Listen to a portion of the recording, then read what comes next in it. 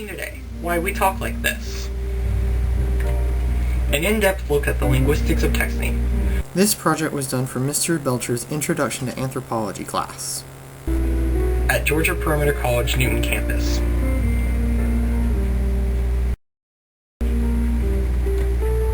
The origins of texting.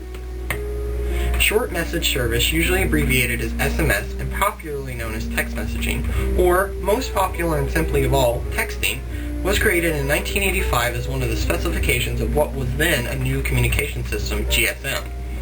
The service was launched in 1992 and over the past 15 years has risen to become what must be the most widely used social communication system in the mobile phone using world. Texting has changed in many ways from this origin, with many new innovations and technologies pushing it forward in ways people did not conceive of back then.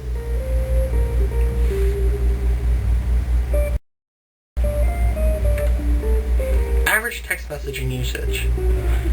This graph here shows different age groups and how much they text per month between the years 2006 and 2008.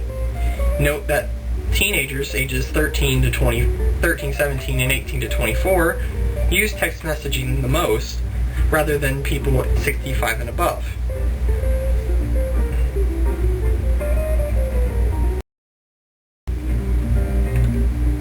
Teens and texting.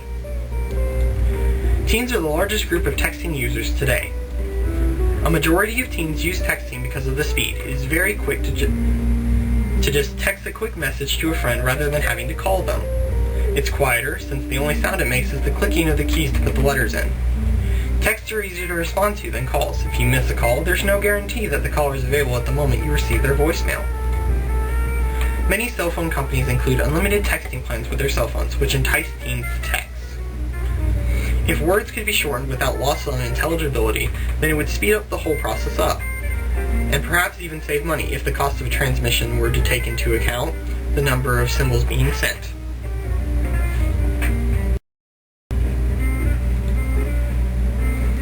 This slide here just shows different teenagers in different ethnicities texting. It's very popular among teens, though some adults do it as well.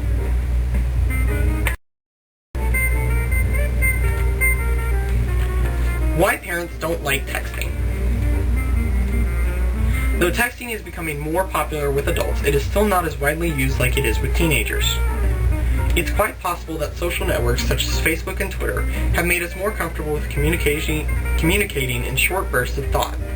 Some extreme social media devotees have configured these sites to send them a text message every time someone posts something directed at them. Most adults who text often use it to keep track of where their children are at, and other rare cases of the sort. Those who oppose texting say that it is damaging to the language or that it distracts kids and teens too much from responsibilities.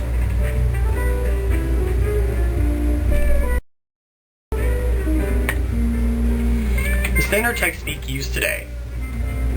This is a general list of many different abbreviations used today in texting. I won't read through them all, but a few of them that you should look for are BRB, be right back.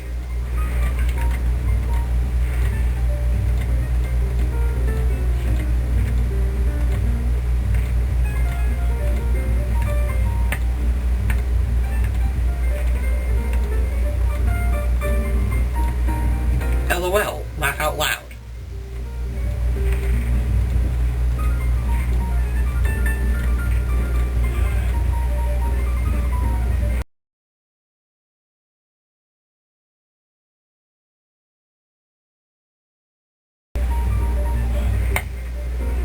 A common text conversation.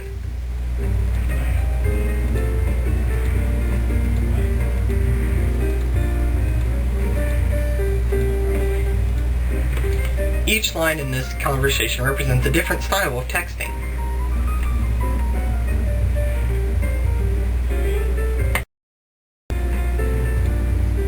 How texting affects the English language. Many would say that texting is hurting the English language. Some people who don't text still manage to use abbreviations in actual conversations without having any idea what they mean. Some might even say LOL in place of laughing out loud. However, the supporters of texting know that it is just an extension of the language, and the action of texting allows people to communicate with each other at a much faster speed, even faster than email. Texting has added a new dimension to language use indeed, but its long-term impact on the already existing varieties of language is likely to be negligible. It is not a bad thing.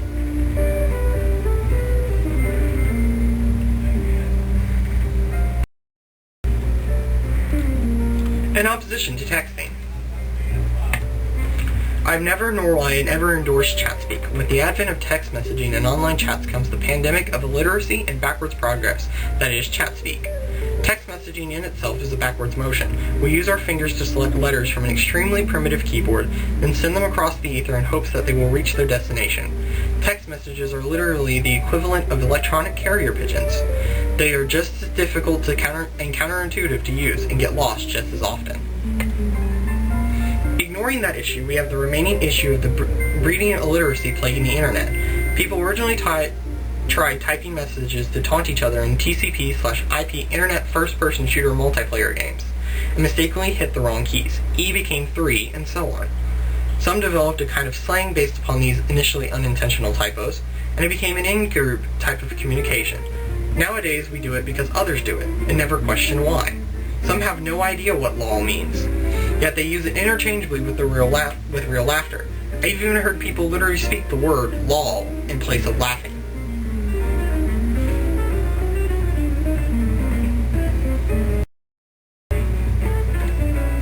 Teachers and texting.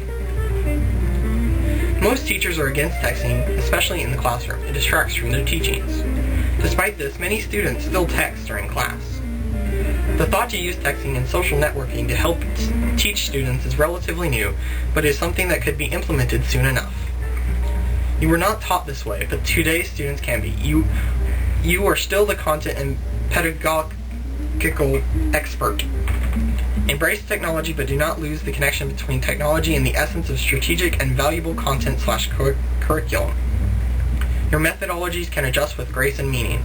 This is the diamond of technology, the collection development of one tool and not another.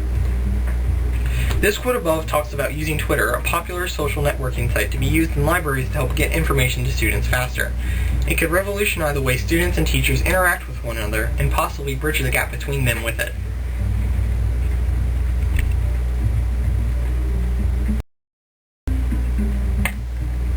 The dangers of driving while texting. Texting while driving is very dangerous. Many people are doing this now without seeing the consequences from it. Texting while driving increases your chances of crashing more than 20 times over non-distracted driving. This is worse than driving while intoxicated, making texting the most dangerous activity while driving.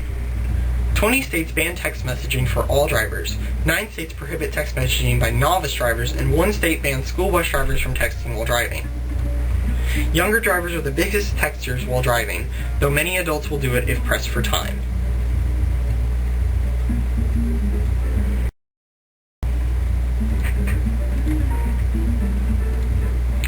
Texting while driving is extremely dangerous.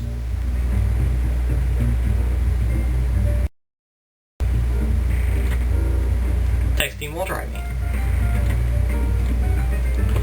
This link above, which will be in the bottom bar below, is quite disturbing, but it accurately recreates a possible situation if someone is texting while driving. It is extremely dangerous and not worth it to yourself or anyone around you.